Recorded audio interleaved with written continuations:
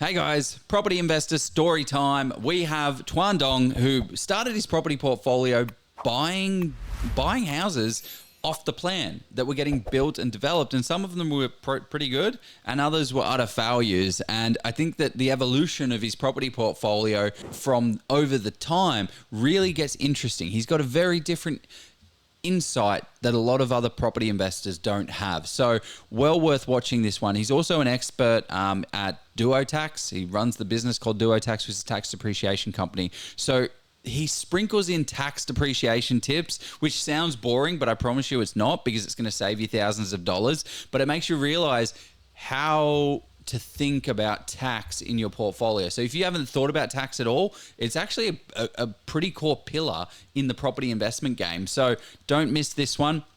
Hey everyone, my name's Joe, for those guys that don't know me. And together with Jeff Miles, we created Oz Property Investors. This is Australia's largest property investment community. Each week we interview top property experts. Tuan is no different. We also run the Level Up Property course, which is teaching people how to go from absolutely zero and understanding nothing to building $150,000 passive income portfolio by buying properties that stack up for where you're at and what you're looking to do. So awesome course. Let's jump into the session, guys. I think you're going to enjoy it. Thank you.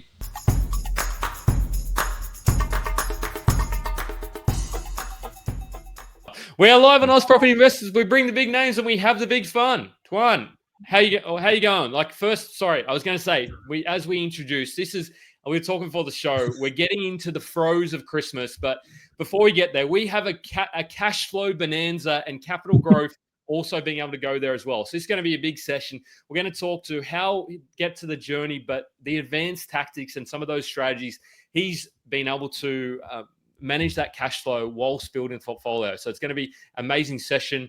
Tuan, how you going? What's happening? Very, very good. Thank you, Jeff. Thanks, Joe, for having us on, and thanks, guys, for making an appearance for us. Yeah, it's been an interesting one. Obviously, this is 10 years of Tax, but also a lot of life lessons when it comes to property investing. I hope that I can share a little bit about my story. And I've had some wins, but certainly had some losses that along the way. And I think those are the most important ones. They're the ones you really learn from. Yeah, that's right. I thanks for you've encapsulated perfectly. And thanks for coming on. Joe, how you going as well, man? You feeling excited? You feeling nervous? How you feel? Nervous. I am nervous. No, I'm not nervous, mate. I'm pumped. This is going to be a really good one. It's funny. We had like a pre-chat with Tuan about what are we going to cover off? And we're going to talk all about investor story. But obviously he runs a company called Tax, and it was funny how much tax but then I did this one so that I could save tax on this one, and did this so that I could maximize the depreciation schedule, and so it's funny how it just sprinkles your what you do in full time sprinkles into your portfolio as well. It's hilarious. Yeah, how are you, Jeff? Most important, mate. Good. No, it's good to be back. Took a little bit of break last week. I didn't really take much of a break, actually, but no, it was good to take a break and recharge and watch and soak in the wisdom from behind outside the microphone. But no, this session is going to be great. Feeling good, feeling ready for a touch of a break. But no, also pumped to share your knowledge and wisdom. So before we introduce the man, the myth, the legend, Tuan Duong from Tax, I'm going to say, let's put our little disclaimer up. I noticed you didn't do this last week, Joe, but that's okay. It's all good. You probably mentioned it 18 times, so you're good. This information, though, is general nature, not taking into account your personal needs, objectives. So this recording, go and speak to your brokers, your accountants, your financial planners, and seek that advice. So tax depreciators. Yeah, depreciation 101 and 201 and 501. But no, great to get that out of the way. Now we've done that, Tuan, you started doing this, I believe you started investing probably about 15 years ago, roughly. If memory serves correct. Right. You got a Bachelor of Construction Management. So is there anything you can't do? But you're also the principal and founder of Tax for over 10 years, quantity surveyors. Your passion to educate those investors based on your own investing as well. And you've done some amazing, really interesting deals as well. You're a professional member of the AUS, the Australian Institute of Quantity Surveyors, and you're a registered tax agent. So you do a lot of things, but getting into that, where did that all sort of begin? What got you passionate, excited about property investing?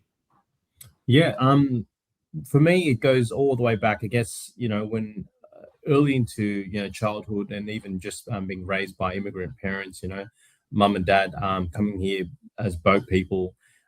Really, when you're in that sort of background, the idea of investing is very limited. And I felt that mum and dad was always very understanding of property, what it could do for for themselves, especially as a means to free themselves of create wealth for themselves, and really bolster them up for their future, their financial future.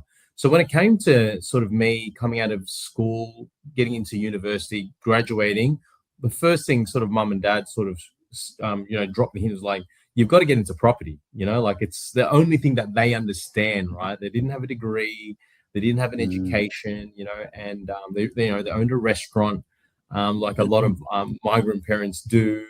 And for them, their knowledge was property. And for me, when I finished school, got my first job, there was a big push from them to get into property. This is where you'll sort of get ahead. You build leverage for yourself without sort of just saving and saving, but for a greater purpose, and let that every dollar work a little bit harder. So then in 2010, I got my foot in the door after a couple of years sort of working in engineering construction, that I decided to buy an investment property in the humble suburb of Canley Heights, which is sort of in the Fairfield City community in New South Wales. And that was my first dabble into property in a brand new duplex then.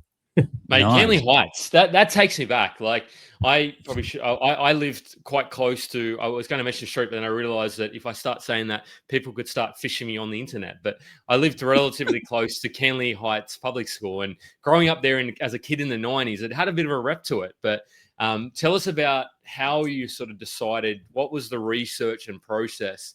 You said brand new, which is kind of a no-no for some people. Maybe more than some, but a few, at least a good number.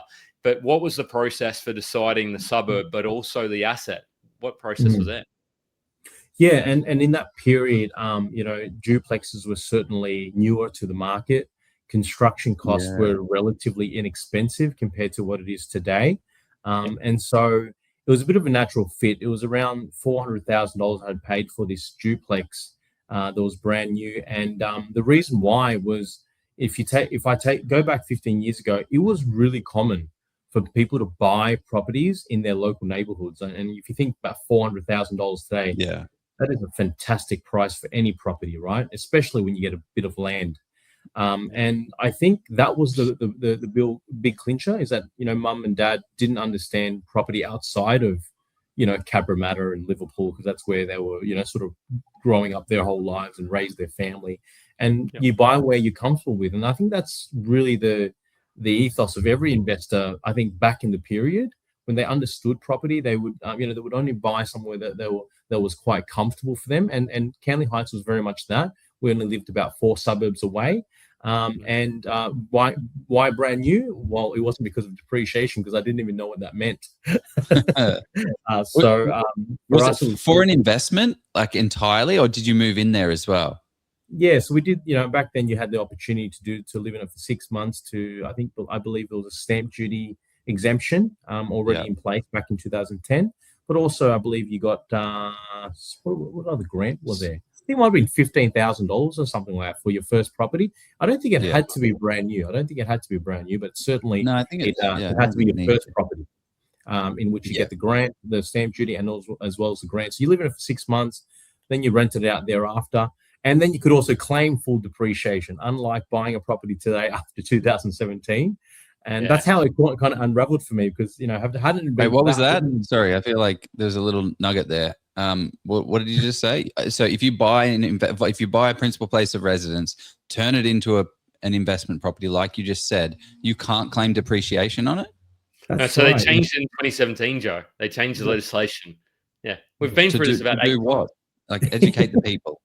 Yeah, for sure. And it's that's exactly right. In 2010, I rented that property out for 6 months. And once I decided I lived in it for 6 months, rented it out after 6 months of living in it, which then you could claim depreciation because it's a rental property investment. I claimed full depreciation. So plant equipment, all the building in that first year. First year depreciation was something like 16 grand, right? Something crazy like that. And I'm not sure a lot of people know Washington Brown. They provided me with this tax depreciation schedule from Tyre and Hyde. And I was like, 16 grand? I was making 65 grand a year. so like, I was like, wow, that's like, I think the first year refund was something like 8-9 grand or something like that. And it blew my mind. But you couldn't do that today because the ATO says effective like 9th of May 2017, so about 8 years ago, they legislated that anyone who buys a secondhand residential property or even rents out a brand new house after they've lived in it, like I did, you can't claim depreciation anymore on the plant and equipment assets like your oven and range hood. That's where you get a lot of depreciation in the earlier years. So that was the biggest change in legislation, but that was a huge milestone, like especially, back then, that was huge leverage, for someone on a modest income, especially when you're on a lower tax bracket. Obviously, the tax impact's huge because you then start dropping into tax brackets and your tax rate is lower. So the tax payables are a lot less too. So you get huge refunds if you're on a PAYG like I was. And it's a real party, especially you're single, you had no kids, you're living with your mum. Life's great. Mate, Ben is all around. I was gonna say, but I just butchered that. But no, it must, because I remember when the thing that got me really excited about property, yes, there's depreciation, that was great, is when I got the first sort of paycheck or the first rental payments in my bank, and I was like, wow, I now know this, I now own this thing that puts money in my back pocket. And yes, there's expenses, so you're probably not making money at the end of the thing, but it's just like, okay, great. How do I get more of this in my life, and how do I optimize that? So that's kind of a bit of a light bulb moment for you there, and for anybody, because there's some people in the group who just bought their first investment property this year. And then how did it all go once you bought that property? Where did it go? Yeah, you make a good point, Jeff. It's really it was, not only, yes, you had a big tax refund, but it meant that I was cash flow, positive. And I sort of like thought, what, this property thing is really working. And it's like, but the problem is like interest rates weren't the lowest. They weren't like your crazy 2-3%. I think it was like probably 6-7% at that point in time, but still good. And you're sort of making slim margins, but you're still making something. And then you get that big cash flow hit with depreciation. And of course, all your interest that's added on to the expenses. You get a bit of a saving through there, and you look at the net result, and it was a good exercise. And for a $400,000 property, I thought, well, you got to go again. But then you've got to wait for the equity to build. And sort of 2010 was the early stages of it building, and people didn't really talk about releasing equity. I don't recall anyway. As the sort of moments went on, and I started to decide to change my career into something more focused around tax depreciation because of this situation. Yeah, is that what spurred you on? Was it like that 16 grand was like, oh, this tax depreciation thing has got something to it, I'm going to go start a tax depreciation business? Well, I couldn't. Yeah, it was obviously the accountant, like any accountant that you would work with, would recommend you to get a tax depreciation schedule. That was a light bulb moment for me. And it really, to be honest, property was exciting, but getting that first tax refund really supercharging. I'm like, how does not everybody know about this? And you literally, like, everybody I looked around, and not a lot of people had property, especially at the age of 25. They all sort of like, oh no, I don't know anything about depreciation. I'm like, how do you guys not know about it? So essentially that kind of like sort of triggered it for me. And I thought, what? Here's an opportunity. Like, a lot of people should know about this, like what tax depreciation is, because it's a huge benefit when it comes to investing. And it's only one piece of the puzzle. And yes, I've got, had the construction background, and it sort of went hand in hand. But really, of course, that was what spurred me to change my career around, to go into quantity surveying in depth, and then take on that challenge. But it wasn't for another 4 years. Did I then, 2014 was the next time I bought a property, and that's when the equity release came. But at that point, I was so infatuated with what to do next, what to buy next. And one of the things I remember is that we didn't have the likes of AUS property investors then, like it wasn't prominent. Like going to Facebook groups, it wasn't there. And I remember, I remember really clearly, like talking about property was either like, you'd have these guys who were selling off the plan, like pushing, like they've got a lot of these events on, and I would go to so many of these events, and I remember it was always a certain product tied to the seminar, and I don't remember an event where it was like, it had no, it was an event where there was no agenda, whereas now I feel like there's an abundance of that, or maybe I'm just in the right circles No, now. I don't think so. No, it wasn't. I mean, those things didn't exist, and the people that needed to pay for it were the businesses and services. I remember I went to a Robert Kiyosaki event, and they didn't even prepare anything for the Australian market. They literally like, these are properties we bought in the UK. You can do it here. Give us $6,000. Run to the back of the room, and I did run to the back of the room, and then their credit card machine broke. And then I got home and then Googled the whole thing. And then it turned out to be this massive, had a lot of negative reviews. I won't use the S word, but And then luckily we didn't sign up for it because it wouldn't have worked out. But I just think, and that's probably going to be my next question is like, what was the education like? What did the education look like for property? Like, how did you, because you got 4 years, you're like, property's working. How did you know the next steps and learn those? Yeah, and I guess as the news travels around you, right? Especially the circles, people who are around you buy property, you start thinking, wow, people are unlocking property, their equity to get into more property. What are they buying? A lot of people were buying off the plan stuff like around me. And I'm like, wow, is that the way? And I already bought a brand new place. I'm thinking, oh yeah, it must work. Tax depreciation, another 16 grand, please. Yeah. Yeah. And that was really the sell. And when going to these seminars, I felt like the agenda was really much about buying brand new, buying off the plan, and they had the spill. They looked at the infrastructure, they looked at all the right reasons, low vacancy rates around them, very family oriented, or like the growth corridors, Tuan. Yeah, the growth corridors, boom location. And I was, and Joe was fortunate enough not to swipe his credit card. But I had went to an event, and my credit card was, I swiped my credit card. I must own up to that. It was my own doing. But certainly I went to enough of these events to be swayed into buying something off the plan. And my first off the plan property was in 2014. And it was in the humble suburb of Newstead, the flashy suburb, not humble, flashy suburb of Newstead in Queensland. Was it flashy? Was Newstead flashy in 2014? I'm just trying. It wasn't, but it had plans to be, Jeff. It had plans to be very flashy. So that was my first, and it was an apartment. I never even forget. Was it unit 808? I was like, "Ooh, 808. That sounds really fancy." That's a very lucky number.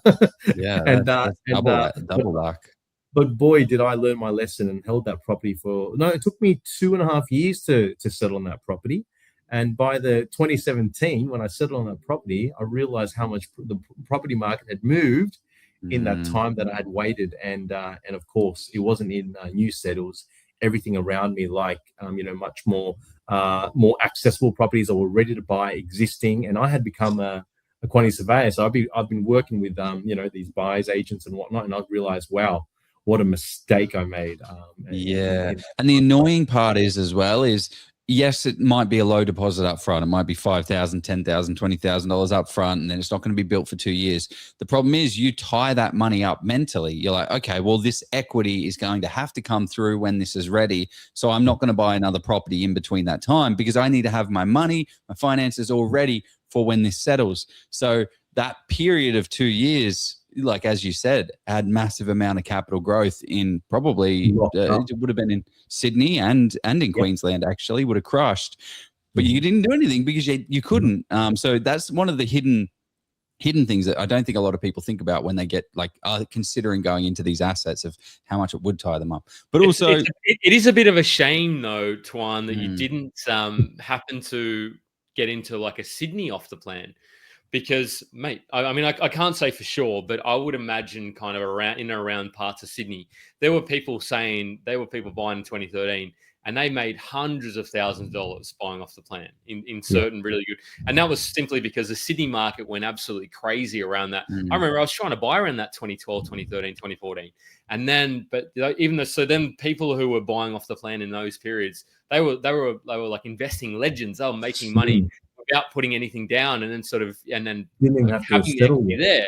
So it's just that sort of market sort of thing that can really sort of shape somebody's experience. But yeah, sorry, but go on. It's just interesting that perspective. No, And then you think, it's a and then good you just point. go again, and you go, okay, great. I'm going to buy another off the plan because this went amazing for me. And then you go and buy the next one. The next one's a dud because you haven't considered the actual market forces. But Yeah. And you're right in that had it been any other property like a house and land package in the southwest or northwest corridor of Sydney, you're right, Jeff, you would have been laughing. And I had to make that.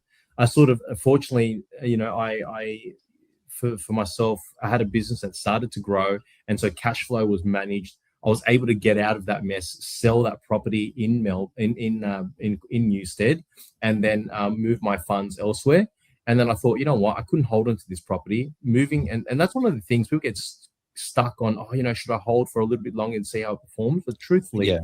the sooner the sooner I moved out of there, I ended up putting my money into Austral, another off the plan property, like many people did, like Jeff mentioned, and that seemed to work really effective. It was, it took all of 18 months to finish that build, but certainly, part of that southwest corridor, it was always growing and has been doing so well in the last decade. So it's that worked well. Did you change anything? So this is your third purchase in Austral. Did you change anything in the way that you approach these off the plan and house and land packages? Like, did you go direct to a builder and you buy the land and then get someone to help you build, or was it just worked out nicely choosing the right location? I went with a turnkey package. I think with the business the way it was at that point in time, I wanted the minimal sort of having to manage that process, and going with a reputable builder, I think was critical, but also trying to maximize the land that I could purchase the block on, the house on. That made a big impact because people sort of seem to value, like especially in a world of 300 square meter block of lands in Austral and Leppington, etc. Getting something that's 400 plus is quite a unique offering now, crazily enough. But that was one of the dabbles, and of course, I think one of the successes I had in a similar time as the business was going, I was able to draw some of the equity from Canley Heights, some of the money that was made from the sale of Newstead. I decided to put it into a property in southwest Sydney around and around that Liverpool Fairfield region, and then and quickly, not just buying that, I think around the 2018 mark, I think it was about 18 months holding that property. So close towards end of COVID, I was now drawing enough equity from that property. I thought, you know what, had bought really well. Why not looking at, and the reason why I bought that property was because it was very, again, I knew Sydney. I felt like I knew Sydney relatively well and had performed really well in that, especially around that southwest corridor, that Cabramatta, Fairfield, Liverpool region. It had such a strong, growth sort of centric about it, that it just went really well. And I always felt that I felt confidence in that market. And so buying that market and being able to get the equity up in a short amount of time, I was able to draw that out, look at constructing a granny flat on that property. And then, of course, that was nice. Yeah. And that for me was a bit of an eye opener. I thought, well, it's, especially at that point in time, I've seen other customers and clients who are in my space, like, and it was a beautiful time because construction costs just before COVID was manageable, right? It was. Let me guess, you probably paid about 120,000 roughly for a granny, or. That's that's right, and some in cash. I won't go about that, but obviously there's some savings there. Yeah, the HR promise does not watch out. Maybe they do. That's it. But no, that's it. It's interesting, because now a minimum largely for most granny flats, unless you're getting you're looking 200, 250, depending on the council contributions. So, and I've got Tony Shah in the house. He said, "Have you told them how hard you went on investing back in the days? Nickname TD Debt. How hard did you go?" TD Debt. It's easy to leverage when you've got a business and it's it's doing well. It's a unique space, and of course you've got to play to your strengths, and certainly if your strength and my appetite for risk is high. Starting a business is risky. Mum and dad getting on a boat was risky. So, I've been down that road. Of my mum and dad have sort of been down the road. So taking risks isn't so bad, but certainly if you've got the ability to leverage, I think I'm always up for it, as long as the numbers stack up and you can hold property. And of course, like something like a granny flat back then made sense. if you're drawing equity on 120 grand worth of equity to do a build, and you're getting $400 or $350 rent, it was a no-brainer. And so those times have gone, those times have passed, because post-COVID, to get to 250,000, it's hardly even worthwhile the exercise. And even now today, if you look at today's market, a lot of people are buying and doing better out of buying and holding property, and not doing anything to the property and just waiting for that property to, even if it's holding at a negative with negative gearing, you're doing better than putting something on it like a duplex or a granny flat sometimes, because of the cost of it's crazy. Yeah. Well, actually, to give you an idea, we looked at so we did doing a subdivision. We're building a rooming house, boarding house on a corner lot. So we subdivided off this lot, put the rooming house there. We just got approvals for it. We haven't got titles yet, but it's all looking. We haven't got actual. We got still going to build this in 9 months, Joe? Mate, we'll see it. We'll see. September 22, 26. So I'm going to pencil in that live session. What was my point of that? Oh yeah, building a house was like 550,000. Building a duplex was like 650, and then building a rooming house was 670. And I was like, so I wanted 550. Yeah, I reckon we build crazy. And we got more bathrooms. We got 5 bathrooms. We got 5 bathrooms, 5 kitchenettes, and it's like just a little bit more than a duplex. Like, this doesn't make any sense. But the prices are absolutely crazy. So that's actually, that's probably either for 550, by the way. Exactly. So what? So that's an interesting insight. So you're not seeing that opportunity there as much, like where people are now building these things. Do you see that changing though? Like, if people stop building things, that's going to put a lot of pressure on existing stock, and then creating that stock. There's the opportunity, because you'll fill it up, or I don't know. Where's the opportunity? I certainly think it has a massive impact in the more recent times. Is that one? It's the restrictions on trying to get through council for developments is always a challenge.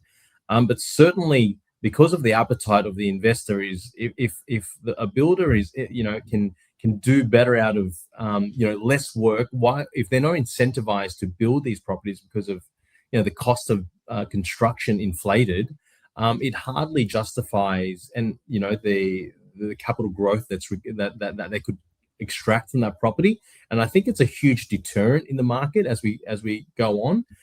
Certainly, maybe. Properties like if you're building a block of units, it seems like even just doing some of the developments we're doing now, I found even just doing the duplex, it's so expensive to build a duplex, right? Versus even doing 8 units on a lot. And I see it as a real slim margins when it comes to doing these duplexes, which we've done, and it's hardly justifiable. The expense and the time and the effort that goes into it. So unless you're doing something that's got real scale, like you said with your 5-room boarding house, I think it doesn't really make sense. So that's the way I see things going. I don't know if it's going to change. I can't see pullback in building costs. But certainly they need to open up the doors for developers anyway, to build larger properties, and especially these LMR rezones are coming to effect, and they seem to be quite helpful. So the LMR, is that low to medium residential to New South Wales, or is it Sydney-based exclusively zoning? And then Victoria's also got some stuff going on down there as well. The interesting thing I heard the other day, Tuan, I don't know if you heard this now, don't quote me where it's from, because I heard it on a podcast, so somebody quickly Google it now. 170, I think it's the Louis Christopher SQM, those boom or bust predictions. He's suggesting one of his scenarios was that we are likely to build around that 170K which is still, I believe the government's trying to build 220. So it's still well below that, but that's an increase. And then they're saying that immigration may decrease to that sort of 360, 370. That's one of his scenarios, one of his more likely ones. And he sort of said, if we start doing that, then we start to actually add surplus. As in, yes, there's 370,000 people coming to Australia, but not all of them are going to buy a home and not Well, all it's going those to take things. 3 to 5 years for them. You know, that's Yeah. like one thing is internal migration is more of an instant equity hit of people are moving, they've got equity. Whereas immigrants, people coming to Australia, getting a new Might have to job, rent. starting up, takes a couple of years for them to. So like Yeah. migration from overseas like isn't the same value instantly to an area for a capital growth perspective. So maybe there's some cake. opportunity there with potential. Like you got to pick the locations, the areas where you can, I suppose, build where it's economical to do so. Well, that's the challenge. It's the economical for you to build and be able to make a like we have, Jeff, the Oz property portfolio. We have another property that's subdividable. It's already had plans for a 2-story, exactly corner block, 2-story building on it. But to build it is like 600 grand, and the value of it afterwards is like 750. Like it's just not worth the hassle. The land value has to grow before we can do it. What's Oh that? yeah, the Annandale one. We will talk about that. Stay tuned for that. I want to get your perspective on structure, because I know probably from your perspective you've got the business inside, and Brad Quilty's called it out. But I would say, is borrowing in a trust a smart? So smart is kind of all relative. Joe, I think it's got a 10-second timer. I need to get rid of that timer because it goes down in 10 seconds. Somebody's changed that. But anyway, show for 10 seconds. I'll just turn that timer off so the guest doesn't have to remember the question. So the question was, so smart idea for me is kind of like, what do you want to achieve? Like, why are you buying in a trust? Why are you buying an individual name? That's the question I'd ask myself, Joel. But what are your thoughts, or what's your experience with buying properties, individual trust? Not that we're giving advice on this. Is it useful for buying cash flow properties? How did you, what was your lending perspective there, Tuan, versus asset protection? Because I know you do run a business, so you probably want to protect the asset, but how did you see that? Yeah, look, for my personally, I buy my properties in my personal name, or most of my properties. Yeah, and I don't set it up in trust for asset protection. To be frank, my business being tax depreciation is a very based on me anyway, thinking that I believe it's a very low risk business. We don't have a lot of exposure, but certainly I've set it up in a way where when I go buy commercial properties, now most all my commercial properties, I've got a larger commercial property portfolio than I do a residential one now, and a lot of those are set up in unit trusts, and that more so is from an asset protection standpoint because I run my business out of it. But certainly the residential stuff is in personal names, and yes, some of them held in family trusts, discretionary trusts. But I don't have so much of a borrowing problem, so it's never been about that. So if you understand what I'm saying, but a good problem to have. Yeah, it is a good problem to have. It's a very unique thing, and I'm very grateful for it. But certainly doesn't give me the bearing of trying to help you answer that question per se. No. So Joel, just quickly, look, everybody, it can be beneficial, but there's downsides to it. From you know this one, you lose the tax deductibility, it gets trapped in the trust, and it's not a license print money. It is getting harder to run that strategy, particularly as lenders start to clamp down on it to some extent. Kind of comes down case by case. But Tuan, also just a quick note, because I realize not a lot of people know this. Everyone hates Victoria for land tax, but if you have a trust in New South Wales, it's exempt from the land. I mean, not financial advice. I'm not a tax accountant, but it's exempt from the land tax threshold, which means that it's charged at 1.6% the purchase price, the land value. So buying like a $400,000 land value, so an asset that's like $600,000, $700,000, would be around about $6,000 a year in tax on your trust, guaranteed. So like if you're thinking about buying a property in New South Wales, maybe it's better to get it in the personal name rather than in the trust, because that's guaranteed $6,000 every single year for perpetuity, right? Yeah, I would come back at that and say, well, what does the portfolio want to look like? Because if you're buying that purely to avoid the land tax, but then what are you doing from a lending? So that's you kind of needs but to then come into there's play. other types of trust in New South Wales. So always speak to your accountant about there's different types that may have different types of tax treatment. So I'm not an accountant, so I can't tell you which ones, but just ask your accountant which is the best. Ones. Yeah. Well, there's ones that may be better than others. Here's the two people that aren't tax accountants talking to the tax expert. Well, that's the thing. I wanted to ask you. Expert. Yeah, appreciate it. The thing I wanted to ask you though, Tuan, you talked about risk and higher risk appetite and being willing to take that on. I wanted to unpack that because for me, that's where like I see people talk about risk and like, what is the risk? How do I minimize that risk? How do you think about that when you're building out your portfolio and being willing to leverage things? Yeah, I think for me, risk, like there is the side of now my risk, as the risk evolves, I think risk is something that you sort of build on. When you're going into, for me, going from residential to commercial was a bit of a sort of a stab in the dark when it comes to, okay, what's this like? Because it's my first time. Certainly my first property is a very basic one, especially the first commercial we were in. It was a straight up, suite, warehouse suite, mezzanine thing. And it was basic and allowed us to operate our office from there. It was, but it was single tenancy. But once we got past that, I sort of when we decided to rent that out and move into the next place, the second commercial that we moved into was a split tenancy. It was 2 floors of office, right? And this is 2019 when offices were still cool.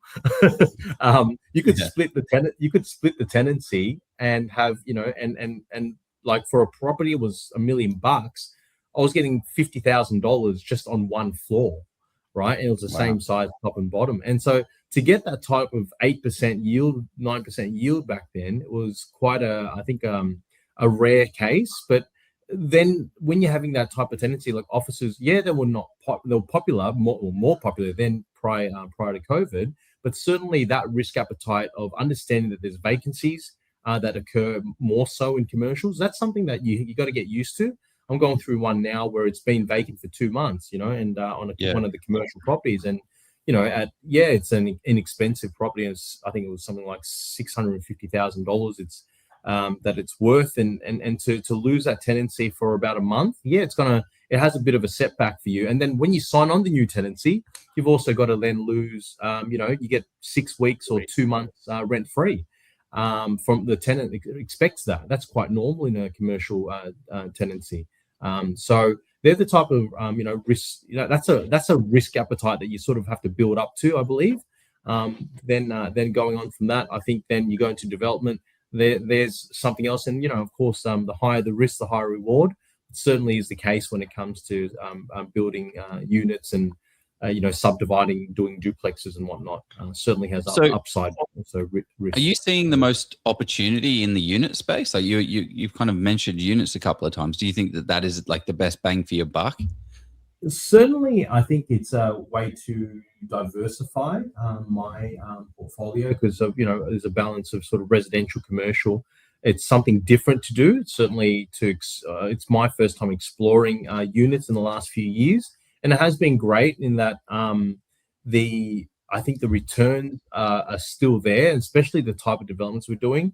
We're doing much more higher end, boutique type units. Sort of 8 to 12, 2-3 stories, couple of basement floors. Yeah, that seems to work in sort of the Northern Beaches area. That's where I've partnered up with someone to do that, and it seems to be there's a market there for it. And I certainly think it will come down to that. When it comes to the more affordable, I think with the the government now sort of allowing affordable housing to come through, I think there is some real opportunities there because there is a big push for that. How that's going to play out, I don't have a lot of experience in that space. Certainly, having to watch your margins and seeing the scale of the build is critical. But certainly, each to their own when it comes to these things. Just on that, Michael Lynn has asked commercial units or resi units. Are you talking both or which residential high-end units? Yeah. Yeah. Okay. Oh, yeah. Yeah. Because I think that's where, like, I'm hearing on a lot of developing focused content, because to make the margins work, you need to kind of go into that luxury. Like at the lower end or medium end, there's just not, you can't buy the land and build it cheap enough to be able to then, be able to sell and make money on the deal. So just deciding to not build, which is adding to that sort of supply situation. The question that I wanted to then sort of go to, what kind of asset do you consider? I think we're already answering this, sorry if I've mispronounced your name. What kind of asset do you consider potentially that unit residential? But I still love my house with a bit of like detached dwelling with a bit of land, so I can add that value if it's on stage. But yeah, I suppose it comes down to your budget and what you're looking to do with that asset as well. You're seeing some potential there. Where are you seeing some value? Anyway, Joe, what do you think? You don't really buy units or townhouses, do we? No. I definitely think that's gonna change for the world, though. Like there are so many people that are at that 400, 500, 600, even 700 price range that aren't going to be, like, you're not going to be able to get a house, as you're going to be priced out of houses. And I think the appetite and the demand is going to be there for these types of assets that are in smaller unit blocks, like 4 units, 5 units, 8 units, 12 units, townhouses that are cut into 3 or 4 or an 8-pack or something like that. I think that's going to really, really be some opportunity for people, because people are just going to have to, they're going to have to settle. And it's the same as Sydney, right? Like you go to Sydney, you're living in this little tiny townhouse that's worth $5 million. Well, it's because you can't buy a house there. So you got to, it's just supply and demand and what's available from a land size. So I definitely think townhouses and units are going to start making I mean, they already are. Like they already, like, look at the unit. I think units in WA, don't quote me, but they've absolutely crushed it. They've gone bananas. Same with Brisbane as well. Yeah, I think they did well, and now that I think they'll sort of slow down for a touch for houses, because houses have become, if you're spending 600,000-700,000, you can buy a house for 700, 800, 900. Well, when you just buy a house, I suppose, unless you can't afford to borrow that much. That's the only challenge, the borrowing thing. Tuan, how did those granny flats all go? What were the challenges of the granny flats? Were they the bee's knees, or they end up sort of a bit of a dud to some extent? I think they're good properties, because one, I think at that time it was the best decision. You don't see, to be honest with you, I don't see many granny flats anymore. That's the truth. I don't see a lot of granny flats come through for request for depreciation of the last couple of years. Oh, cool. Yeah, of course. You've got your finger on your pulse. Yeah, and I see more. I see a lot of renovations. I see fixer uppers, but I don't certainly see a lot of granny flats being built. They're not as popular as I once used to think. Prior to 2020, it was the bee's knees. You're right, because it just made complete sense, But when the price doubles, like why wouldn't you just go buy another property, hold it, and wait for the capital growth? It's for me, it just makes more sense, right? And now that people are more knowledgeable about where to buy, why wouldn't you go to, like WA or, Adelaide and buy something with your 120, 200 grand, right? Like it's just a no brainer, I believe. It's funny you didn't mention Melbourne. Nothing in the. I actually, it was the next thing you said. Okay, we can park Melbourne to one side and all the other regionals in Victoria, and let's not mention any regionals in New South Wales either. Tuan, what I wanted to say as well. How do you then sort of think about because you've done a lot of different types of investing, cash flow versus capital growth? Yes, you can have both, but which side of the fence do you kind of sit on?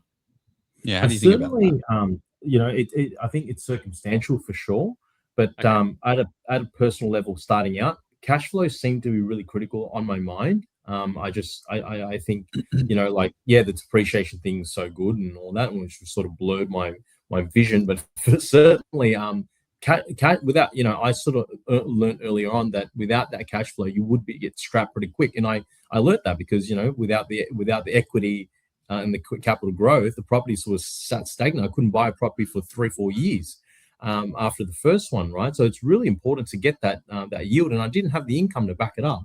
But certainly when you're stacking properties, having, good finance and good structure is so critical for stacking the properties. But then managing, what type of properties are you buying? Are they positive cash flow? Like, let's not focus so much about capital growth, but at least you're building these properties into your portfolio, and then the capital growth becomes a bit of a bonus play.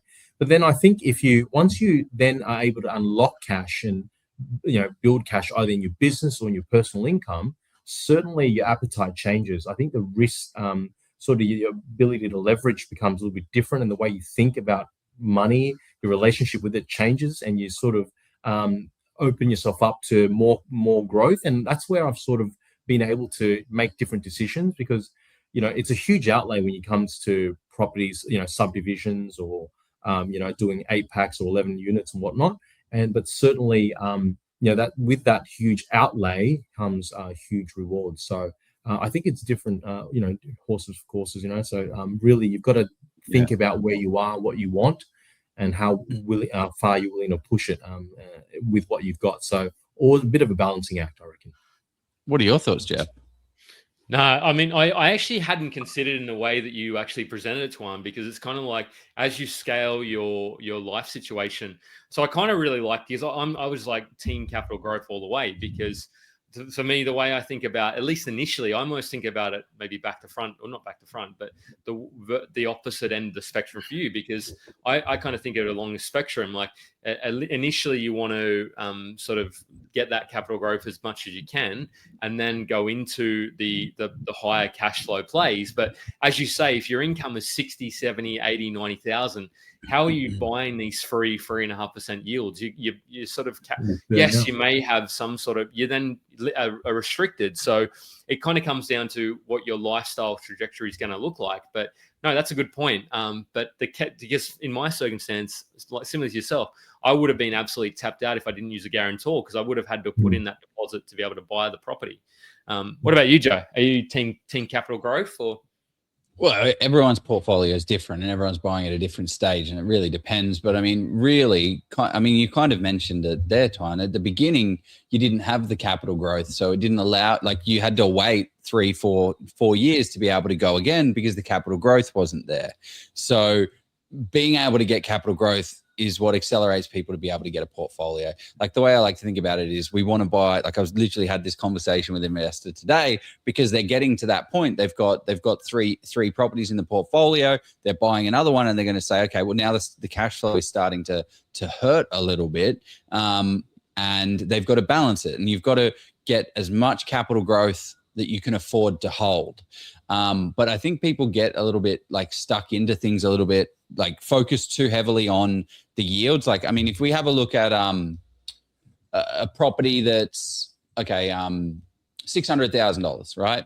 So $600,000 property, it's at a 4% yield if you're getting $460 a week. And then I see people like, oh, I don't want a 4% yield. It needs to be 4.5. So what does that realistically look like? So the difference between 4% and 4.5 is $3,000, is it? Yeah. Oh, yeah. Quick maths. Oh, yeah. There you go. $3,000. So if that location where you believe to have the most amount of capital growth, do you think it's going to be outshone by, I'll go to a sub-market that has an extra $3,000 a year and lose the capital growth potential of the high growth asset? So you got to be able to afford to hold it. But I think just don't get so caught up on the yield, because any property that you buy today, like even our rooming house, I imagine is going to be negatively geared. Like when interest rates are, no, I don't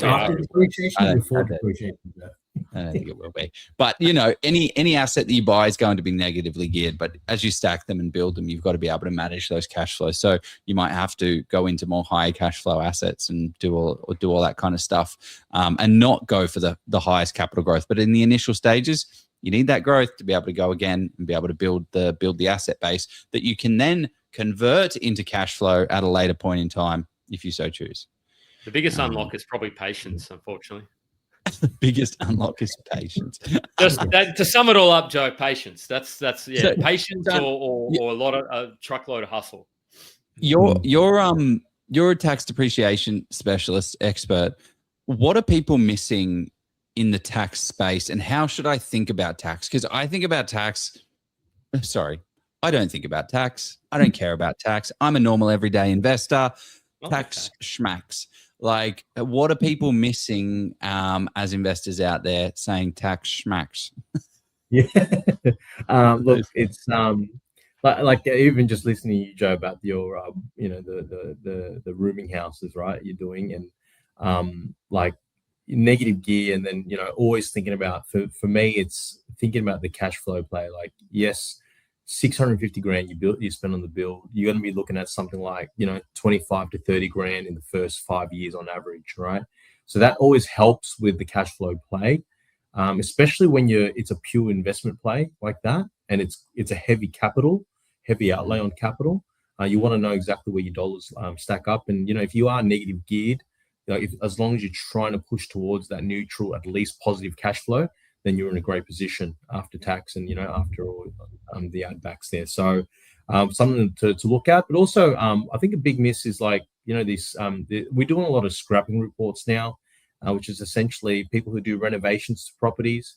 If your property is renovated, or if your property is old, should I say, and you do a renovation on the property, you strip out the kitchen, the bathroom, do the walls or repaint the walls.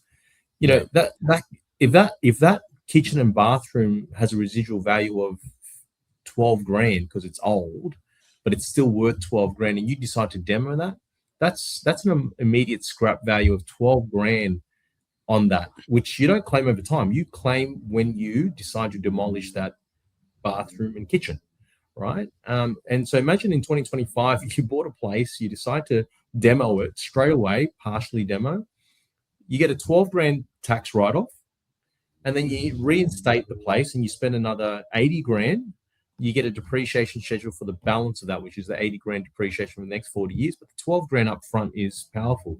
So that's something that a lot of investors miss out on and forget about. So, and of course, it's a simple question to ask any QS, quantity surveyor, hey, what's my renovation, or what's this knockdown rebuild, or what's this partial demo worth?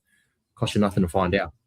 And how do you work that out? Like, I guess, yeah. So another fine example, Jeff and Noah's property portfolio, we demoed a bathroom and rebuilt a new one in an old, 1980s build.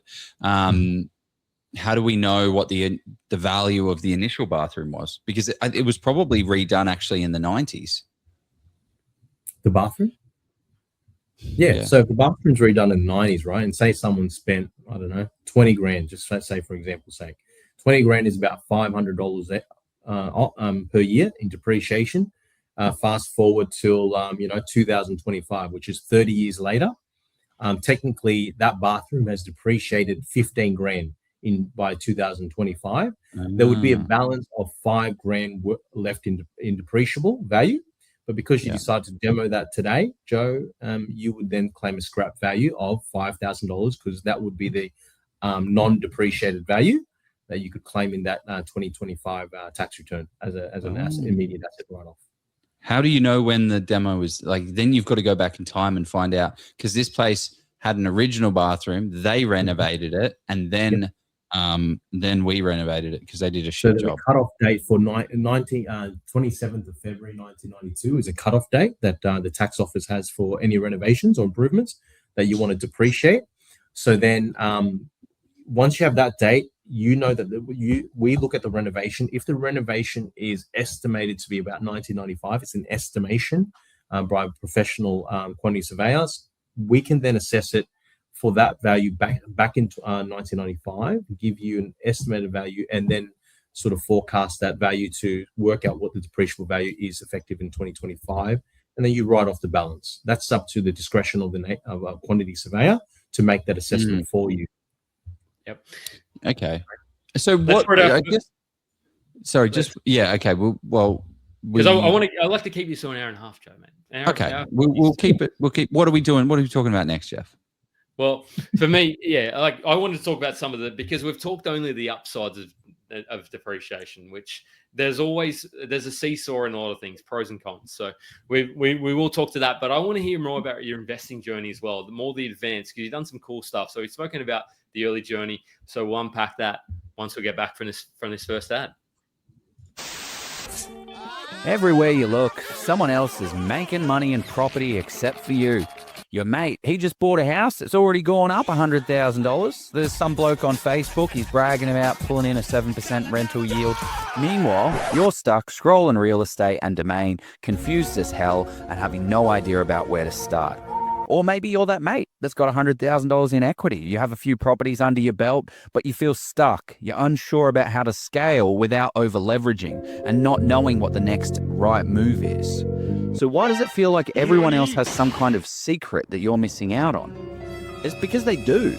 There's a reason some people keep stacking properties while others sit on the sidelines stacking excuses. There's a reason why some investors buy under market value while others pay too much. There's a reason why investors know the hot spots before there's any heat. And there's a reason that some people build $150,000 in passive income while others just spend years thinking about it. And it comes down to knowledge.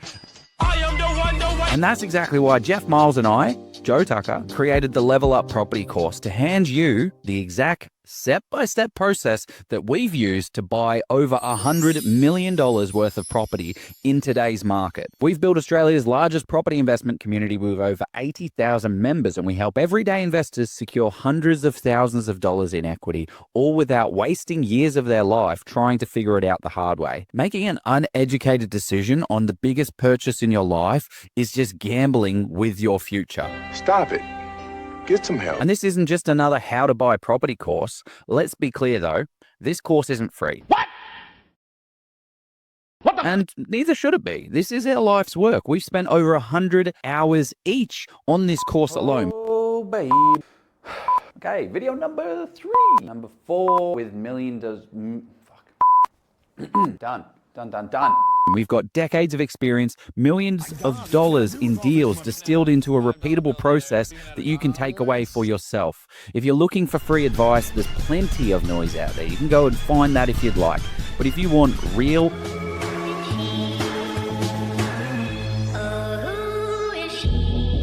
actionable, step-by-step guided process that works in today's market, then this investment is going to change everything for you. By the time that you finish this course, you will have full confidence. You'll have every tool that you need to build an amazing portfolio if you act on it, right? Which is why we have mentoring built in. So we kick you up the butt to make sure that you're kicking your goals. So the real question is, how much longer are you going to watch everyone else making money in property before you jump in and start playing the property game properly? Because the sooner you start, the sooner you start winning. Creepy wink. We are back. So, yeah, Luke Doran has said a bit of a cheeky one. He said, depreciation has a downside, Jeff. Tell me more. Because I like to present as much of it as we can, of course, because it all sounds... What is the downside of depreciation? Yeah, what are those drawbacks? Some of those drawbacks. Yeah, for sure. Like, obviously, this comes down to tax advice, but upfront, you can claim depreciation. But it gives just generally, from my experience, is that depreciation is claimed upfront. You know, it's really a case of claiming depreciation year on year, over 40 years. That's how long the ATO lets you claim depreciation on any residential commercial. But the thing is with depreciation, when you're claiming depreciation on $1 million property and you claim, say, 50 grand worth of depreciation over 5 years on this $1 million property, your property is actually worth 950 grand. That's the new cost base, right? So if you go and sell that property 5 years later, that $1 million property 5 years later for $1 million, you've actually made a capital gain of $50,000. That's how it works, guys. Regardless of how much you sell it for, unfortunately. That's right. That property is only worth 950 grand if you've claimed 50 grand worth of depreciation, like $1 million property. So when you go sell the property for $1 million, you then have a gain of $50,000 5 years later. Now, if you buy it in your individual name or personal capacity or in a discretionary trust, I believe you're entitled to a CGT discount or capital gains tax discount of, I believe it's 50% currently. And that means that you don't pay $50,000 in income, taxable on $50,000, but only on half of that. So they tax you on $25,000 worth of gain. So what you can see there is you've claimed $50,000 in in tax depreciation or depreciation as a tax deduction over 5 years. But when you go to the end and you sell that property, you're only getting taxed on 25 grand. So you're technically up by 25 grand. And that's the beauty of the negative gearing policy, is that it has discounts and entitlements there for you or you as a property investor to help you get ahead. So some people say, well, what's the point? What's the point of, getting 50 now and then, only and then paying back 25 later? It's really the key word is cash flow. Just like property. Property is all about cash flow. You can make capital gains, right? And you can make equity, but the truth is, if you don't have cash flow, you will burn out, right? And cash flow in property is everything. And you have to look at depreciation or property and depreciation in property as a cash flow tool. It's there to help you boost cash flow from week to week, month to month, and help you put more money back in your pocket to help you unlock more for yourself financially, to obviously free yourself up to not burn out. Essentially, that's what it's there for. Yeah, that makes that's super interesting. A super interesting way you make 50 grand in the early years when you actually need to make the cash flow, when you need the 10,000 here, the 6,000 there, the 12, and then you pay back 20. Well, you then are taxed at 25. So yeah, that seems like a reasonable thing to do, because me in 5 years is going to be far richer than me currently. The only caveat that I'll throw on that, and sorry to be kind of a bunch of caveats, and this is where your mitigation kind of thing. It's not necessarily a depreciation problem. It's kind of a people planning problem, because if, let's just say, you buy that property for 500,000 or whatever it is, and you write down 100,000 is a lot, but let's say you write down that, and then you pull equity out. So then you've got the loan and at sort of 700 and you sell it for 800. You're like, well, okay, I've only made that, but you then sort of, okay, you're not getting enough. So that's where people get themselves sort of stuck. That's not necessarily a depreciation thing, but it's something that people need to factor in when they're doing it, and just planning with their accountant accordingly, and talking about when they're selling that asset as well. So that's more of a planning problem rather than depreciation. But yeah.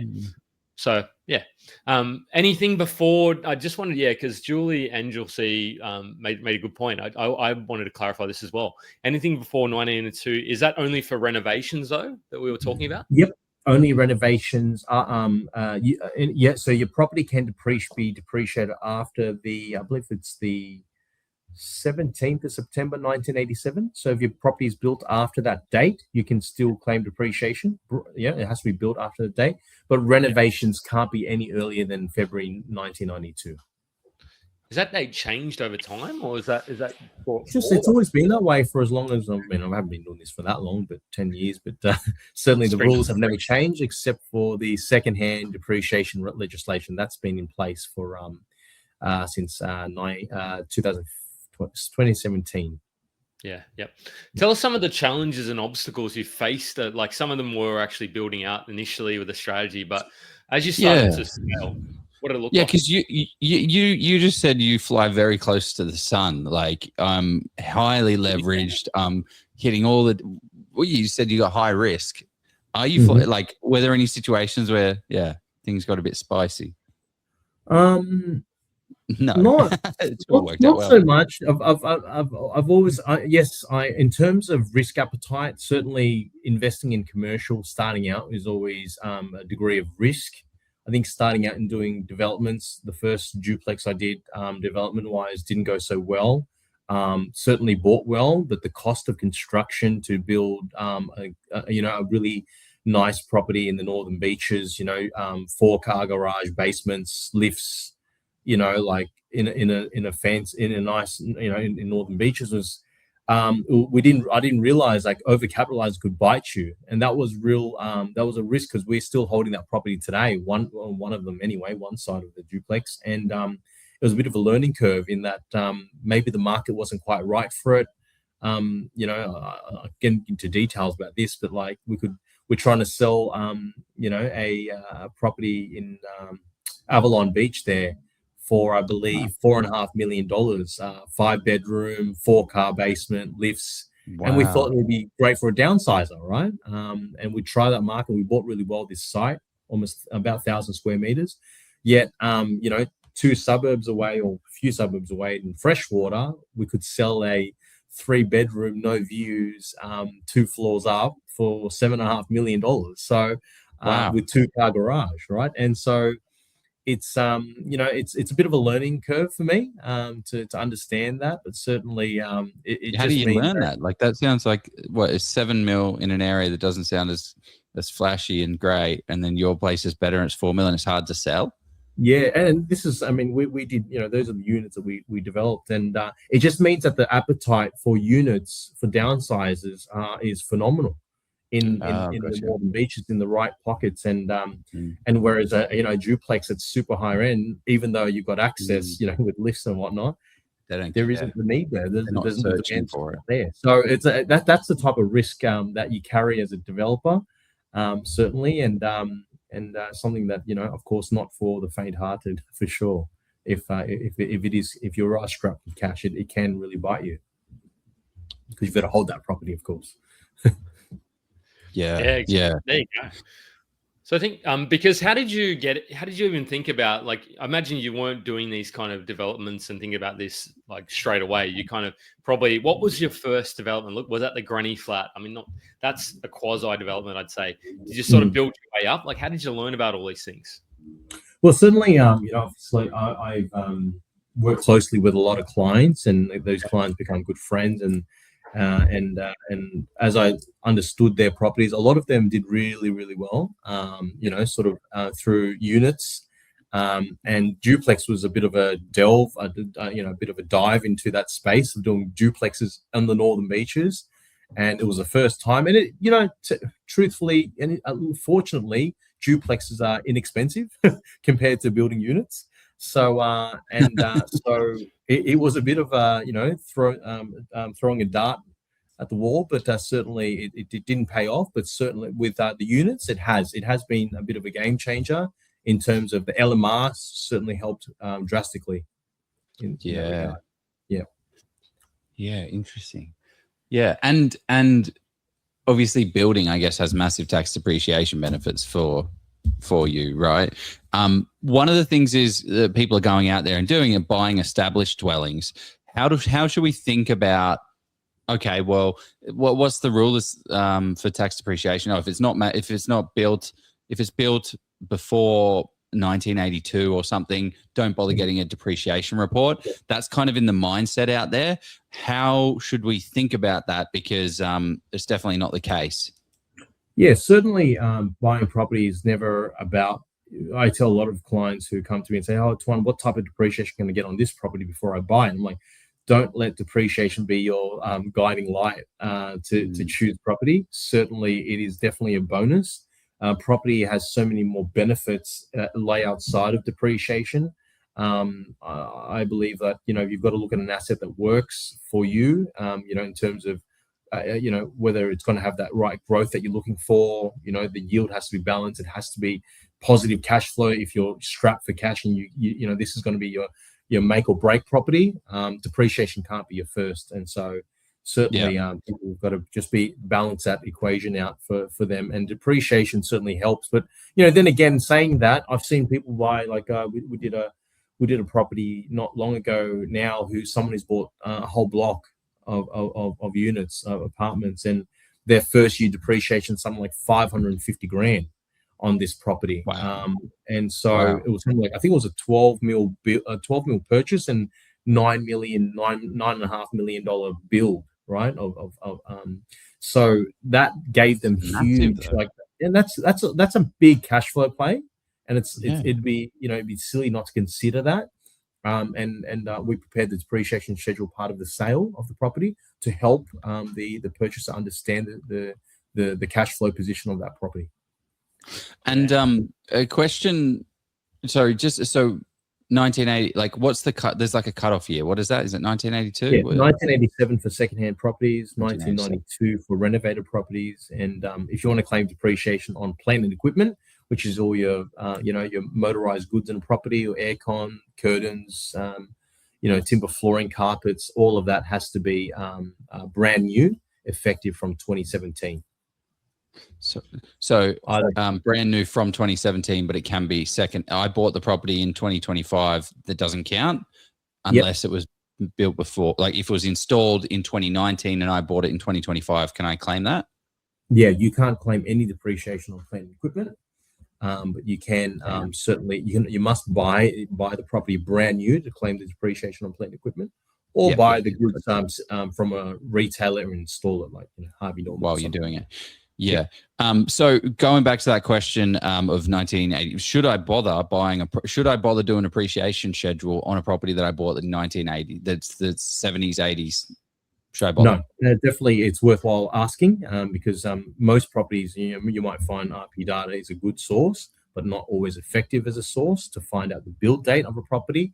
So it's a simple question as plugging into, we've got a calculator on our website as well, where you can plug in the address. It will tell you what the year is by extracting RP data into the calculator and telling you exactly what depreciation you claim. So you can use that tool, or even just send an email to any quantity surveyor. They'll be able to give you an assessment of how much depreciation you'll be entitled to claim. That's the easiest way, and it costs you nothing to find out. Yeah, but also, even if it is bought, if the property is 100% in the 70s, still get a report done. Well, actually, don't get a report done. Reach out to one, a depreciation expert like Duo Tax, because how does it work with you? Do you say, okay, great, we can, estimate is going to be $2,000, or estimate's going to be $0. So don't run a report, and we're not going to charge you for it. Or how do we think about that? That's exactly how it works, and it's a case of just an initial assessment, which costs. It doesn't take any time, especially with the tech that we have now. It's a case of just pulling up data to say, okay, the property is built in 1982, and because it's built before 87, you're not eligible to claim any depreciation unless you've done in some renovations. But as far as we can see through CoreLogic or whatever real estate photos are available, there hasn't been any renovations done since 1992, so you can't claim anything anyway for the original structure or the renovated structure, and which means that there's no eligibility for depreciation. Gotcha. Yep. Okay, I wanted to look. There's an interesting comment from Jenny. I'll call it out. I don't mind so she's saying need more care with the on the fly examples that might overstate. You should I'll restate this again, despite our disclaimer. You have to speak to your accountant on this, because you have to understand what implications this has, despite you being a tax agent. Your focus is mostly on the report itself. So you need to then go and speak to your expert. So anybody watching this, hope that makes you happy. Jenny, I just called her Jenny. Sorry, Jenny. Because I think it comes from a good place. She's not saying it to be mean or nasty. But what I wanted to ask you is, what are some of those core lessons in your investing journey? Like you mentioned, the cash flow is probably the bigger one, but what are depreciation that can be an absolute game changer for people? But what are those sort of top couple of things that people need to be, you wish you knew when you first started? Yeah, look, definitely when it comes to depreciation anyway, I think when people go, oh, what should I do? And it's a good, if I think about property and when I think about some of the properties I've got, the best value that I got in from a depreciation schedule, we're changing the things that had the most impact. So, certainly doing a new kitchen, sprucing up the bathroom, putting in a new lick of paint. Kitchens are expensive, yes, but the depreciable value you get that from having an integrated microwave or oven, range hood, cooktop. If you have an integrated fridge, these assets here are costly, but give you high depreciation, and generally I feel like has a stronger appeal. And I feel that doing that always gives me an ability to extract more rent out of the property. So certainly something that I always recommend if you're looking at, okay, well, I've got a $50,000 or $40,000 budget. What do I do first? Personally, for me, is making the place look fresher, whether it's a new lick of paint, putting in a new kitchen, new bathroom, doing up the laundry. I feel like that extracts the most value. And for me, that's always worked in the past. For what a property that would be similarly on the market at that point in time, I'm extracting something 10 to 15% more than others just because of that fresh feel. So that's something I would recommend.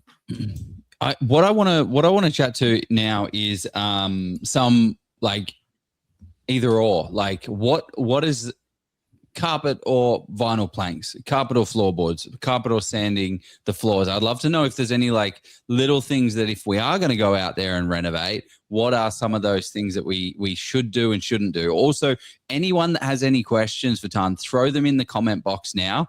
We're going to start jumping to those. But before we do, we just got to run this and then we'll be back.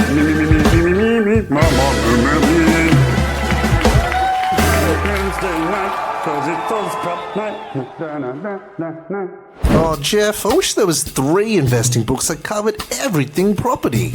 Oh, Joe, there is. Steve has 3 books now. That I do, guys. I've got 3 books now. You probably don't even have to follow this group anymore. Just kidding. You want to keep seeing and hearing from me, of course, so stay involved. But in all seriousness, if you want to get the full picture of investing, residential, commercial, and development, these 3 books have you covered for the fundamentals. For AusProp members, here's the best part. I'm giving these books to you for free. Just cover the postage and I'll send them right to your door. Go to policeyproperty.com or click the link below and get your copies today. You can also get all my spreadsheets, checklists, and resources free on my website. Happy reading, gang. Happy reading. There we go. Happy bearding, gang, as well. Jeez, good old Joe and Steve have I still think, Steve, you've got a little bit to catch up there on the thing. But no, back to Tim Lowry has just raised a fantastic point. And I think that on our next week's session, so make sure you subscribe to watch all of our sessions, particularly this one. One thing I noticed of all these successful investors, they all had a combination of great cash flow. Great cash flow, yeah. I mean, great cash flow for their situation, I think, and capital equity uplift early on their portfolio. So I don't know. So Tim, you may have missed. Is that a question or a statement? No, it was a statement. I just thought I wanted to raise it. So to your point, Tuan, it is about that balance of having not just purely focusing. Yes, cash flow is important if your income's a bit lower to not hurt you too bad, but then eventually shifting across. So having that duality, not just saying I'm only capital growth because you'll burn yourself out unless you got a really ultra successful business or a high flying corporate career. I think. But going too far the other way, buying 18% yield or trying to look for those, I don't think they exist. There's probably somewhere. I think you'll then sort of hamstring yourself too much. Yeah. So that was, I suppose, my soliloquy for the night. And it's also at different times of buying, right? Like the environment that we're in now is very different to 2010 as well. So it is challenging to go ahead and buy cash flow positive properties. It just there aren't any cash flow positive properties. So it takes time to build the equity, to build into that cash flow setup. But no, I wanted to go back to the tax depreciation. So are there any hacks like that? Any little bits and pieces that, okay, great. Like, Jeff and I, we just did a renovation on one of the Oz property portfolios. We had to change carpets or do vinyl planks. Like, is there like, cool, do this one, don't do that one, do this one, don't do that. I'd love a cheat sheet, actually. That would be really cool. Like a cheat sheet of do this, don't do that, because you can claim the full amount. Or how should I think about this? Yeah, definitely. That's not a bad idea, actually, to be honest. Yeah, that's a great clickable download. But certainly, looking at this was what we call an effective life schedule. And the effective life schedule, if you Google that, the ATO comes out with a database of effective lives for all assets. And there's a subsection in the effective life schedule called rental property operators. So if you look up that, it will actually give you the effective life of all assets in rental properties generally. So all motorized, non-motorized, so carpet, floorboards, you name it, all assets are in there. If you can if you tackle the assets that have the lowest effective life, that will extract you the highest amount of cash flow for the investment that you put in improving that property. That's so cool. Yeah. So because and essentially, if you're looking at, and generally, the reason why I say looking at your property and saying, tapware, putting in new tapware, putting in, even just a basic thing like toilet roll holders, towel holders, These have very low effective lives, very fast depreciating assets that are generally anything motorized is also. So an air conditioning split system, your oven, your range hood, your microwaves, and tapware, like I mentioned, high wear and tear items will extract you the max amount of depreciation in the shortest amount of time.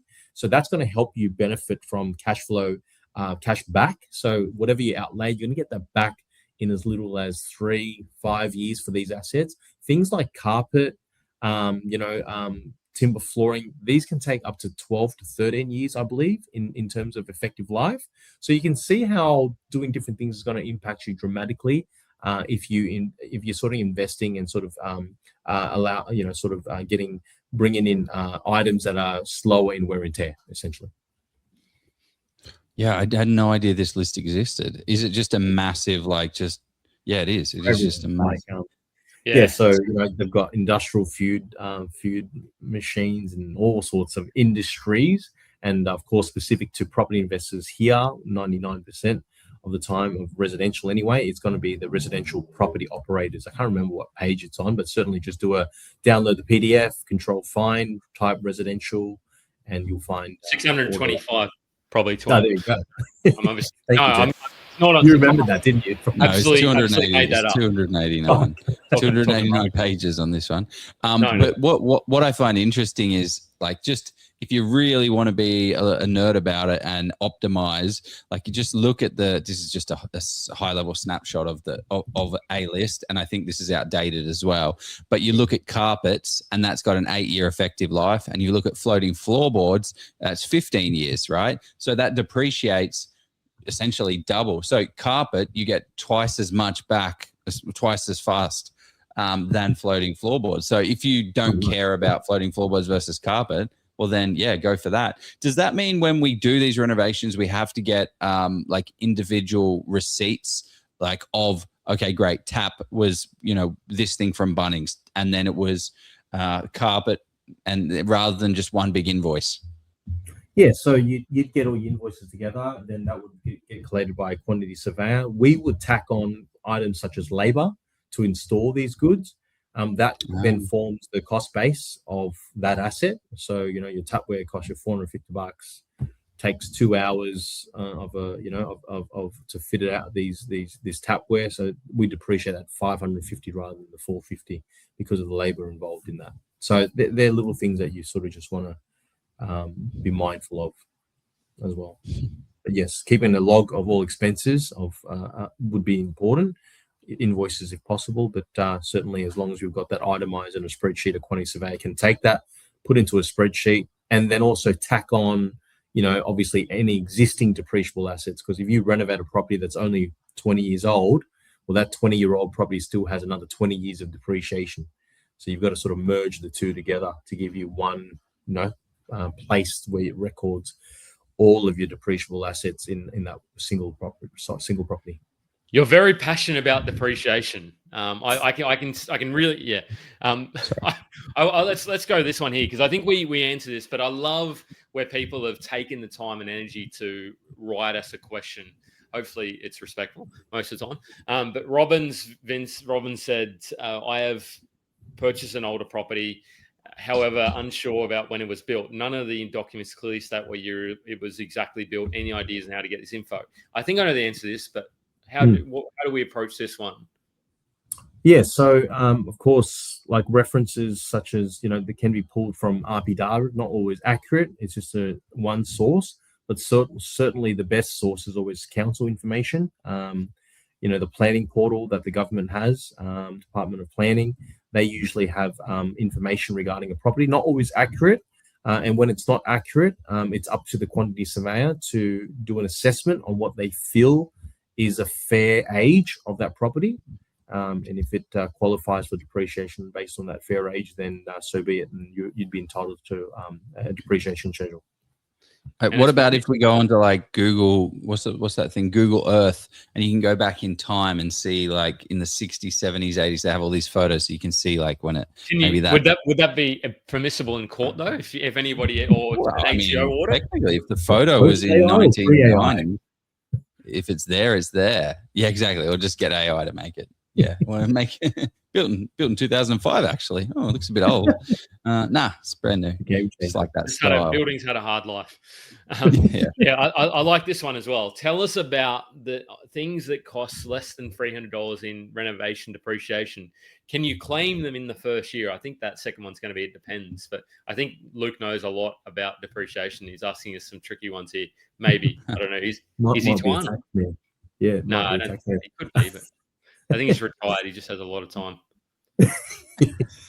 Yes, certainly you can. If it's a brand new asset that's purchased by you as the investor and used for an purpose of investment, the intention is to produce income from that asset. When you purchase an asset that's less than $300, it's a plant equipment. So maybe a chair or a table or whatever it might be.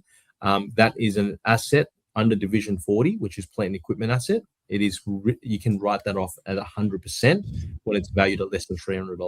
The only time you can't write off something that's less than $300 and that's plant and equipment is if you buy a set of chairs. And the ATO is very specific about this. Wow. If you buy a set of dining chairs at $300 or $299 each, you have to group the 10 dining chairs together, and they will be valued at $2,999 and whatnot. So you can't depreciate them less than $300 and write them off individually because they come in a set. So the ATO is very specific about that, and because of its value is greater than $1,000, you have to then refer back to furniture under the effective life schedule and work out how many years effective it can depreciate over, and then work out how much depreciation is available for that group of dining chairs, if that makes sense. It does. So this is like a bit of a secret weapon for property investors to improve their cash flow. That's really what you're saying here is because also they get the negative gearing benefits if they are negatively geared. So you get a property, you get negative gearing benefits, but then there's also this other one, depreciation on top, that allows you just to get thousands and thousands of dollars. Actually, we did tax depreciation. We haven't completed it, but on the Oz property portfolio, and there's tens of thousands of dollars in tax savings that, well, we just forgot about it. We'll get a report. And you're so easy just to not do it.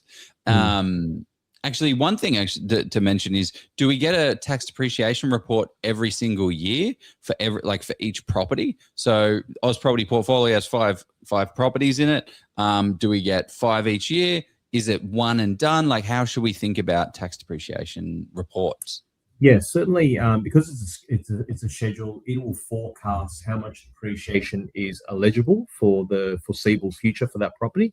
And generally, because the legislation allows you to depreciate at 2.5% for any residential or basic commercial property, that means you get 40 years of depreciation. And because you know that ahead of time, what the costs are today, you can forecast what the costs are for the next 40 years. And so you only need to get one depreciation schedule for each property. So long as you don't do any renovations, then you won't need another report done, or extensions or whatnot, or granny flats. Oh, granny, yeah. Grannies. Granny. Any questions, team? We've got somebody on the show, even about Tuan's investing journey, because I think while we're waiting for those to roll in, there's been plenty that have rolled in, lots of comments, mostly fantastic. What I wanted to know though is what does the journey look like for you next? Is it simply keep doing these developments, or is it a combination? Like, how are you thinking about your property investing now that you've kind of got a more advanced portfolio, we'll say? Yeah, I think naturally, I've seen clients, and I get influenced a lot by people around me, the clients that I have, and what they're doing and how successful they've become. And one of the things that really has sort of piqued my interest is certainly these block of units, residential units that are, because the vacancy rates are really low. For blocks of units and residential units, and I think that might be a good play in that if you're buying something that's brand new, you get good depreciation, even though you're negatively gearing in that property. That huge depreciation on something that's $9 million, yielding you $400,000-500,000 worth of depreciation brings you back pretty close, if not positive. And some of those plays might be really important. And I've seen vacancies in commercial, and commercial can have its sort of swings as well, depending on how the market is and how the economy is doing when it comes to, especially, if you're looking at in office spaces, retail spaces, they seem to, be quite fickle. And so that's one sector. But also then if you're going into commercial, there are great commercials out there where you can diversify your assets, and buying something that might be, sort of, you've got a very unique offering that you've got, might be a shopping village of 5 or 6 sort of different tenancies that offer, sort of medical and retail and, sort of that type bakery of and and you've got that mixed use commercial that always stacks up better. And so that's the type of thing. And where I'd be doubling in developments, that is a really high growth asset, and it's something that you only do when you're willing to take a lot of risk. And as my sort of as I sort of grow into this business and sort of maturing in the business now, it's not certainly something I'm willing to take on I think extensively over time. So your appetite starts to change, and you look at other assets that give you a nice balance of cash flow, but also with the right LVRs, give you a bit of cash flow, but also has that upside of capital growth and much more stability, and a diversified range of tenancies that always give you a bit of balance, that you're not sort of left in the lurch with only 2 tenants, right, in a commercial, which can be detrimental if your commercial property is worth $20 million and you've got 2 tenants. It carries a lot of risk as well. So you sort of have to re-strategize, and that's where I think the blocks of units of residential work, or maybe a shopping village, something like that. At the you like those unit blocks in Sydney potentially, because you seem very like you Sydney like high end. You mean, as Mick Kaz puts it? Because I saw some content recently on a podcast. You may follow similar podcasts and run in similar circles, but there's some other people that have been on the show before that are scooping up some Sydney unit blocks. They're not the newer ones, but they're sort of picking them up, and so is that kind of what you've got your eye on, those Sydney like unit blocks as well potentially? Yeah, I mean, some of the stuff that, of course, like I said to you, I really do like look up to clients that have done really well, and when these places are stacking up at 6 to 7% yield, I think that's a really good outcome net, these days. So, and plus the add-on depreciation, and you've got yourself I believe it's quite a decent property. Unreal. Yeah. So it sounds like we all need to run our portfolios through to see if we can get depreciation. How do people do this? How do we learn more about Duo Tax? How do we test our portfolio and see if we've got thousands of dollars just sat there idle without even realizing it? Yeah, of course. With our Duo Tax started out as a tax depreciation business in the last decade, but we've expanded our services to property valuation, because we realized that a lot of clients who in our space do obviously have stamp duty, transfers, and that's another tax, and so we help people with that. And also capital gains tax valuations when they're going from owner occupied to investment loan, to investment. Then they need of course, there becomes a capital gains event. So we help them with that. But of course, also the insurance space, we've started delving into that for property insurance to help property investors sort of protect their assets. But if anyone wants to reach out, we've got a special link, I believe we've created through you guys, which is duotax.com.au/API. Stands for Property Investors. And so people can feel free to go there. We've got a special discount, get $150 off a report if you use the link. And of course, we'll be able to give you a bit of insights on whether that property can claim any depreciation. If not, then we'll let you know, and it's not worthwhile. But if it is, we'll let you know what the estimates are, and then you can make a decision with your accountant whether it's worthwhile going ahead with your $1,000 deduction per annum or $10,000 deduction per annum. Yeah, so I said check out a cheeky at Christmas discount. That's not even anything that I don't know how long that'll be available for. We didn't even ask Tuan. I mean, there's no I don't know that there's any commercial thing there, but yeah, no, that was. I think it's just great it's a great reminder, because as we sort of roll into the end of 2025, 2026, I think these are the sort of 1%ers that can potentially make or break, that can help you sort of save that cash and optimize, and things like checking out insurance, asking about, well, is there a way we can sort of optimize that and not compromise your investing journey? So I think it's a great message for people to jump in and understand. It says, what have I done with that page? So I'll have to re-click at that one. It says page not associated, but we'll sort that out. That is okay. It's just not forms. It's forward slash. It's duotax.com.au/API. That's it. I'll edit it. But Tuan, what are the things that you wish we would have needed to cover? Like, is there anything we missed along the journey that you really like? Oh man, I really wish they asked me that. Not really. I think one of the things that come to mind was a comment one of our made to me not long ago, and it's like, sometimes you don't have to overcomplicate property, especially in Australia. Like, property is such an effective tool for so many to build financial freedom, and that sometimes you just need to take action, and even leaving a property, just buying a property, holding the property, it's not timing of the market, but time in the market. Just holding that property can pay off big time. And I think the more people think about it, it becomes very stressful. And I think sometimes you just got to get speak to enough people, speak to people you trust, build a network around you that you can depend on. Like, find the right buyer's agent, find the right broker that's got your back, and do your due diligence with a property inspector, pre-purchase inspection, and at least you've got the reassurance that you've got a decent property through someone who's done the right research with the right structure in finance, and then you're off to the races, right? And you essentially you take a lot of the risk away. And I think I think it's a beautiful message in that you don't have to do 10 units and subdivide and build this or build that, extend that and renovate that. Just find a decent property that is a set and forget, and it can do a lot of the hard work for you, especially when you've got a business to run or a high profile job that's very demanding, etc., etc. Sometimes it doesn't have to be that complicated. It can just be quite simple. Yeah, solid advice. Tuan, thanks so much for coming on the podcast. A lot of insights there. Like, it's super interesting.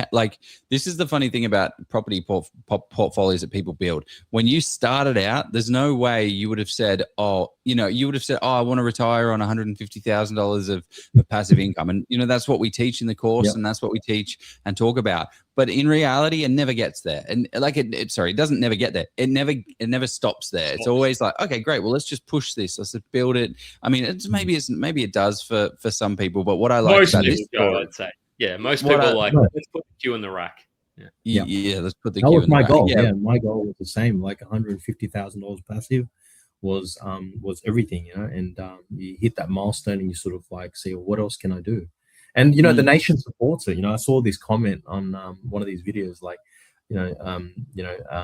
property investing is like the Australian national sport. It's everybody's into in the ecosystem, right? And it's almost like you've got to be in there to play the sport, right? And it's a national pastime. Yeah, there's property investing at barbecues.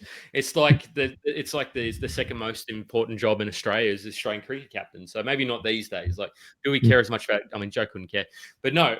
Tuan, thank you for coming on, mate. You've had an inspiring journey, and that's, I suppose, yes. Depreciation is amazing, built the amazing company as well. I think there's so many different facets and aspects of your journey and life. So thank you for coming on and sharing that wisdom of us tonight, and hopefully for a long time to come as well. No, thank you guys. Appreciate your time, Joe and Jeff. No, I appreciate it, Tuan. Let's go buy a property, guys. See you later. And then look at depreciation. And depreciate it. Get a report.